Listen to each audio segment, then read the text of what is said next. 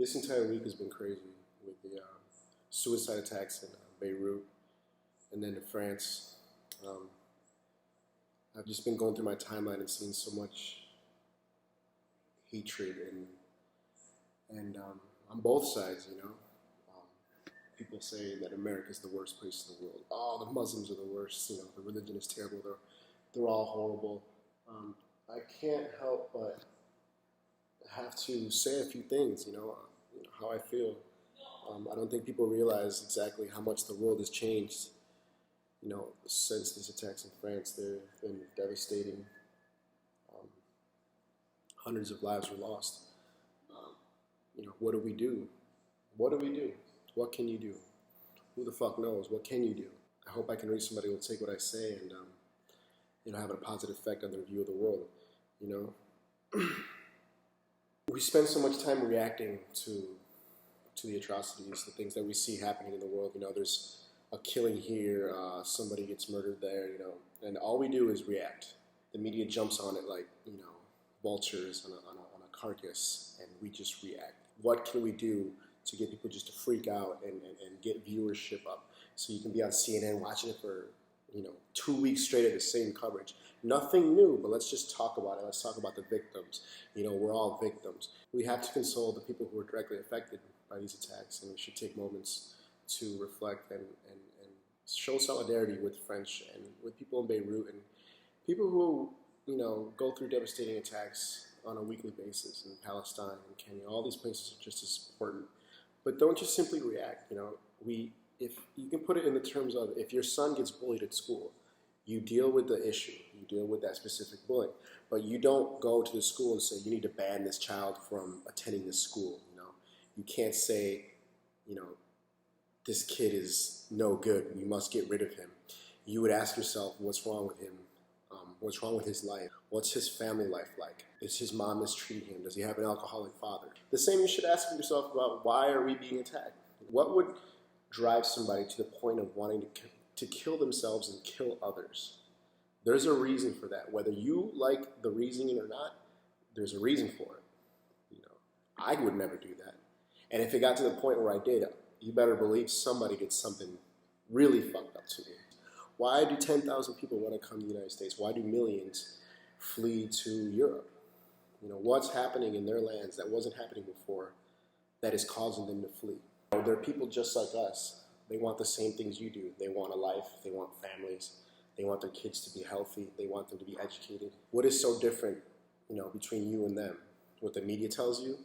Why does the media want to focus more on the French attacks? I mean, they can reach us better. We can relate more to their culture. A lot of people can't relate to Kenya. To a lot of people, Kenya isn't even a real place with real people. It's just some name, and maybe they ran across it in a movie somewhere, and it's nothing real. Both sides want to kill each other. I mean, Muslims and these extremists are saying death to the infidel.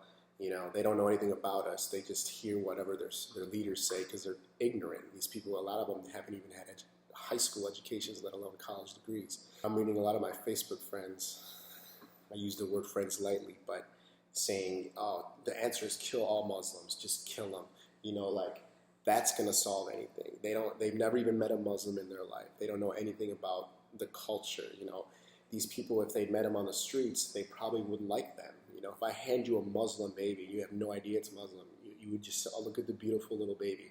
But then if I put a label on it that says Muslim, oh, all of a sudden you want to kill it. How is that rational? I think to be a true American, you have to be suspicious of anything you're told by your government. Our forefathers is exactly what they did. They changed the world because they refused to toe the line and accept the status quo. A real American would demand that our politicians be held accountable for everything that's happening globally. You know, it wasn't you personally who attacked anyone. What have you done to piss off a Muslim or anyone at that matter? You didn't go to Saudi Arabia and take oil. You didn't go to Afghanistan and force them to cultivate poppy, which went against their religion. Who's going around killing people? Who's making the decisions that are causing this flood of refugees and these terrorist acts globally? Be suspicious. Ask questions. Stop just taking it for what it is. we're no different than anyone else. There's going to be more attacks coming, and I'm going to be on here talking about them. If you disagree, let's debate. I mean, what is this?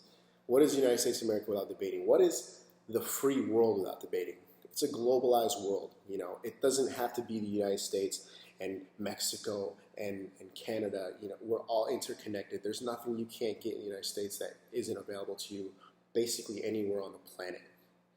We all want the same things. We're all striving for the same goals, with the exception of a few nuts who could fill, you know, like I said before, a Division II stadium, perhaps. So I'm going to sign out until the next time and leave a few words from John F. Kennedy, who has always been an inspiration to me. I am not asking your newspapers to support an administration, but I am asking your help in the tremendous task of informing and alerting the American people. For I have complete confidence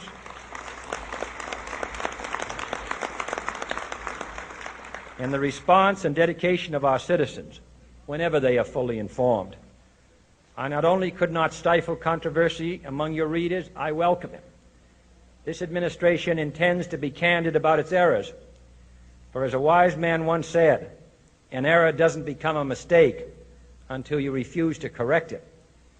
We intend to accept full responsibility for our errors, and we expect you to point them out when we miss them.